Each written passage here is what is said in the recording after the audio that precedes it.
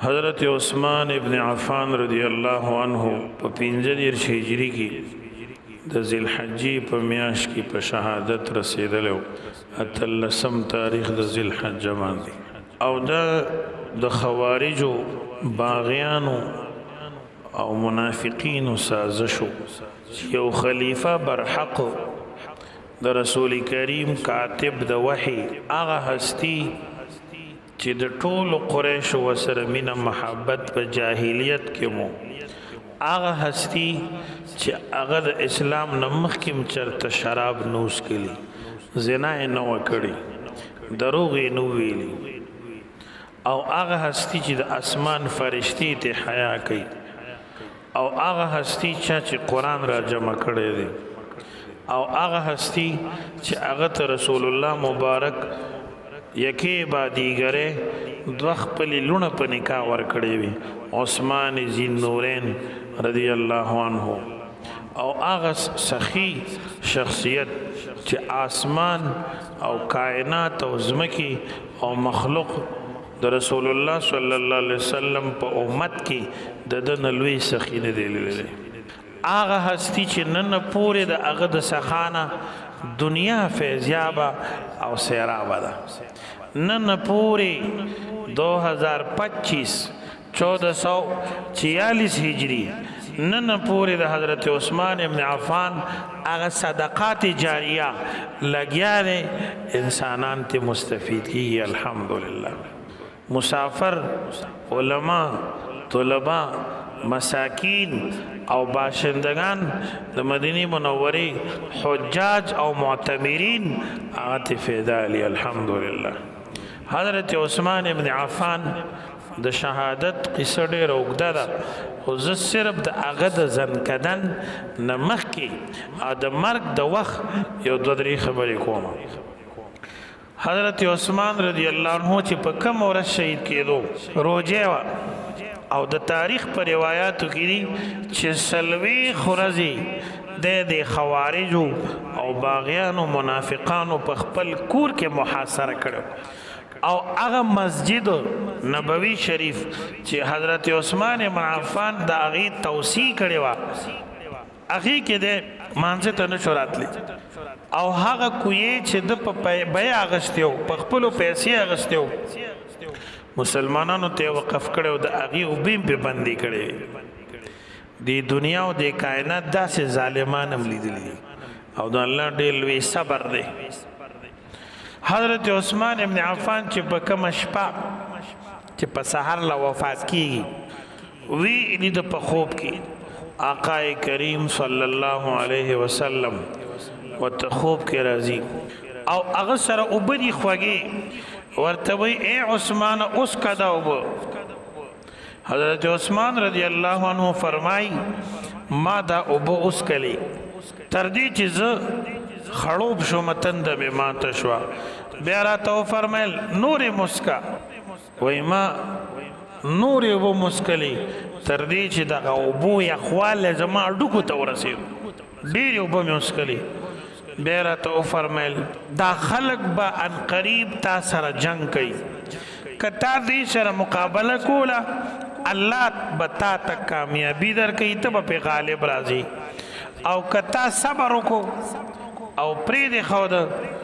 نستارو جیمات به ما سره حضرت عثمان ابن عفان رضی الله عنه چې دا خوب په کم حالت کې ویني نو ډیر د تندې حالت دی اوبه به بندې شوي دي د کور نه تقریبا او یا اتیا کسانو محاصره کړې ده او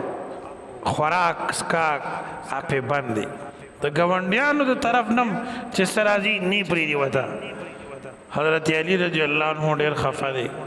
او بار بار د عثمان ابن عفان رضی الله عنه ته مشوره کوي چې څوک اجازت وکا چې موږ دا باغیان ختم کو عثمان ابن عفان څه فرمایي عثمان ذی النورین رضی الله عنه فرمایي چې زه د پیغمبر علیه السلام په مبارک ښار کې جنگ نه کوم زدل توینا نه تویم حضرت عثمان ابن عفان رضی الله عنه داغه بیبی دا نائلہ بنت فرافسہ رضی اللہ عنہ هغه مبارک وای کله چې د حضرت عثمان ابن عفان رضی الله عنه د شهادت ورځ رااله په کوم ورځ چې دی شهید کیږي نو د روژه وه نو کله چې د روژې ماتي وخت راغی اوبې وغوستې اوبه کور کې نه وې بهر نه چا نه پرېښودې خوارجو باغیانو نه غوستی شوې هغې ورنه کړې حضرت عثمان ابن عفان په دغه ورځ باندې اوده شو روژه ماته نه کړله اوبه قدرې نه وي کله چې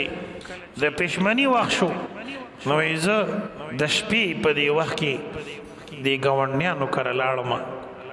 چېرې دا باغیان به اوس خبر نه وي اوده به او چې لږې اوبه راوړم د خپل خاوند له نو ما د هغې نه اوبه وغوستې هغې راله یو کوزه راکړله اوبه د اوبو یو کوزه یې راکړله وایي زه زر را روانه شوم چې رالم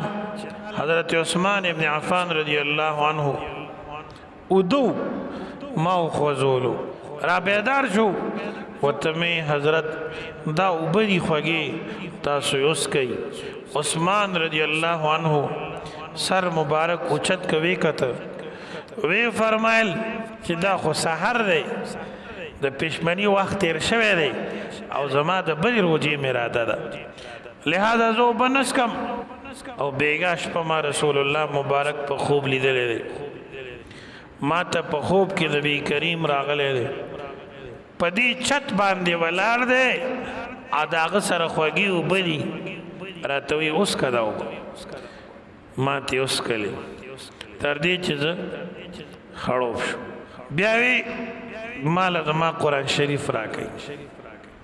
حضرت عثمان ابن عفان دومره د قرآن تلاوت کولو چې 8 قرآن شریفونه هغه ضعیف کړي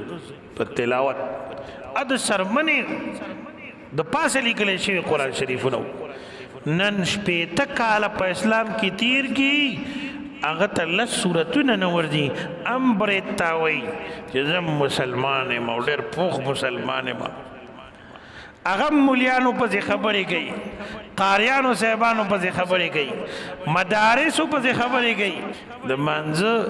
الفاظ نه ورځي کم از کم فرض قرات د مونځ نه یاد کړی الله پاک دې زموږ استاسو عقل نصیب کړي حضرت عثمان ابن عفان چې قرآن شریف طلب کو قرآن مجید د هغه وړلی شو هغې کې کېښود پر هیل باندې تلاوت شروع کو سرنا دا اولی پاری آخر ته چې راورسېده دلته خوارج باغیان بر راوختل په کور باندې او غزار یې وکړه په حضرت عثمان رضی الله عنه باندې او د غزار سره د هغه مبارک جسم نوینه وته او د قرآن شریف په دې پاڼو باندې ور پرېوته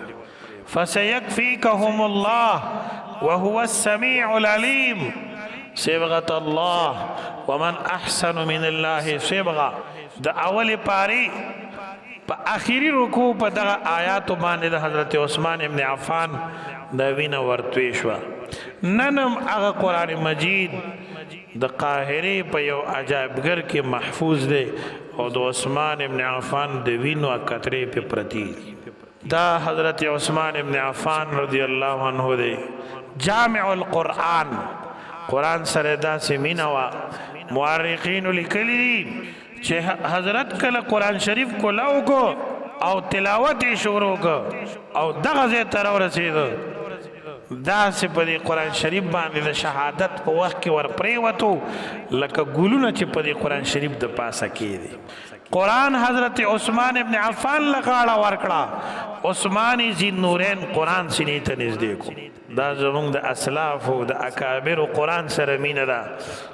وہ زمانے میں معزز تھے مسلمان ہو کر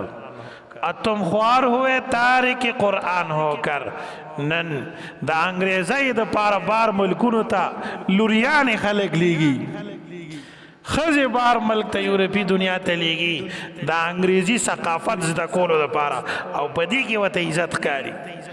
دعوت قابلیت کاری دیتا تعلیم علاوی او د قرآن ناظره نوردی دی وجه مسلمان چې کم ځای کې وال خوري ځکه قرآن شریف یې پرېښی دی د صحابه نقش قدم پرېښی دی د اسلافو لاره پرېښې ده په داسې حال کې شهید شو کله چې عثمان ابن عفان شهید کو دغه خوارج ظالمان د په کور کې ګرځېدل غلا یې کوله علامه عبدالرحمن مقدسی منهاج القاصدین کې لیکلي دي چې د خزانه تالاش کړله وی کته یو بکسو کولاوې کو چې دې کې به ډېر مالی ډېر دولت به پکې وي هغې تکلف و تالا و کولاوې یو کاغذ پکې پروت دی د حضرت عثمان ابن عفان رضی اللہ عنہ وصیت لکلیو بگی هذه وصیت عثمان رضی اللہ عنہ دا حضرت عثمان ابن عفان رضی اللہ عنہ وصیت تے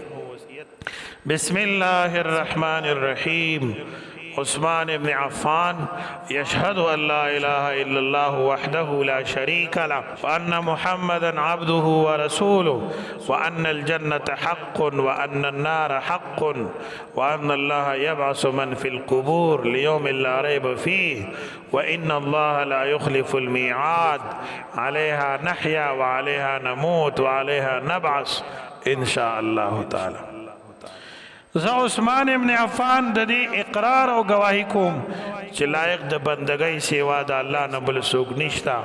او محمد رسول الله صلی الله علیه وسلم د الله پاک بنده دی او د هغه رسول دی جنت حق دی دوزخ حق دی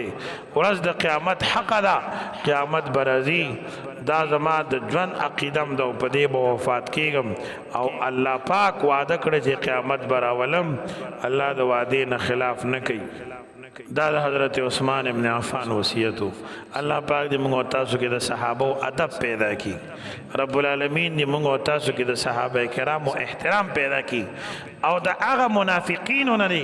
الله زموږ نسل محفوظ ساتي کوم چې د حضرت عثمان حضرت ابوبکر صدیق او د حضرت علی المرتضی د صحابه کرامو د اهل بیت مبارکو مینس کې د بی ادبۍ خبرې کوي او د ګستاخۍ خبرې کوي الله دې تمام انسانیت د هغې د شر نه محفوظ ساتي وصلی الله تعالی علی النبی الامین.